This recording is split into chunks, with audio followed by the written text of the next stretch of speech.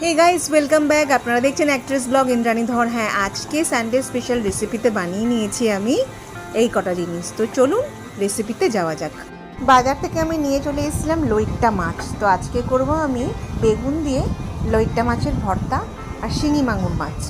তো প্রথমে আমি 3টে এরকম লম্বা লম্বা বেগুন নিয়ে গ্যাসে ভালো করে পুড়িয়ে নিয়েছিলাম।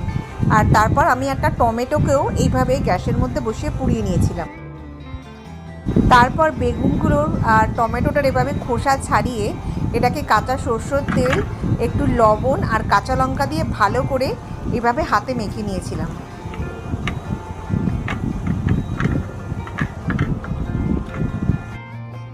তারপর আমি একটা ফ্রাই প্যানে তেল দিয়ে কিছু কাঁচা টমেটো এর মধ্যে দিয়ে দিয়েছিলাম। আর তার সাথে দিয়ে দিয়েছিলাম আমি পেঁয়াজ, রসুন, কাঁচা লঙ্কা। আর এটাকে কিন্তু ফ্রাই প্যানে একদম লাল লাল করে ঢাকা দিয়ে ভাজতে হবে, পরিমাণ মতো নুন আর হলুদ দিয়ে। তারপর পেঁয়াজটা ঠিক এইভাবে লাল লাল করে ভাজা হয়ে গেলে যে আমি বেগুন আর টমেটোটা মেখে রেখেছিলাম সরষের তেল দিয়ে, ওটা কিন্তু এর মধ্যে দিয়ে দিতে হবে। আর দিয়ে ভালো করে কিন্তু নাড়িয়ে চাড়িয়ে এটাকে জাস্ট খুব ফাটাতে হবে। তারপর ঠিক এইভাবে কষানোর পর মাঝখানে মাছগুলোকে ঠিক এইভাবে দিয়ে ঢাকা দিয়ে রেখে দিতে হবে। আর মনে রাখতে হবে ঢাকনা খোলার পর মাছের কাঁটাগুলোকে কিন্তু বের করে দিতে হবে। তারপর এটাকে ভালো করে এটার সাথে ফ্রাই করে নিতে হবে।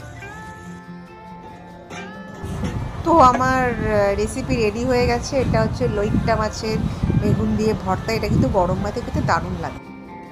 তারপর আমি কড়াইতে একটু তেল গরম করে জাস্ট এখানে আমি জ্যান্ত মাছ, যেগুলো আমি শিঙি মাছগুলো এনেছিলাম সেগুলো আমি দিয়ে দিলাম। আজকে আমি শিঙি মাছটা রান্না করলাম খুব পাতলা করে ঝোল করে।